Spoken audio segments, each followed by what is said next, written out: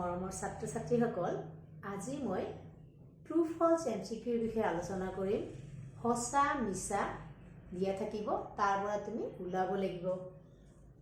ইয়াত এটা মই কোৱেশ্চন লিখিছো according to Euclid's division lemma which is true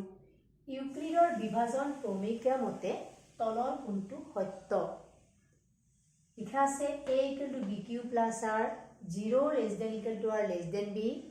a equal to bq plus r 0 less than r less than b a equal to bq plus r 0 less than equal to r less than equal to b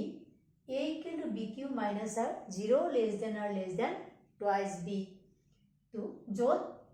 a b q r এবিলাকি অখণ্ড সংখ্যা কিন্তু আমি কি জানো যে ইউক্লিডৰ বিভাজন ক্ৰমিকা মতে a equal to bq plus r 0 less than equal to r less than b according to Euclid's division lemma a equal to bq plus r 0 less than equal to r less than b তেনেহলে কোনটো শুদ্ধ হ'ব উত্তৰটো হ'ব a উত্তৰটো হ'ব a আমি a কি কৰিম গোল চিনটো গোল গোলকে কলা কৰি দিম তো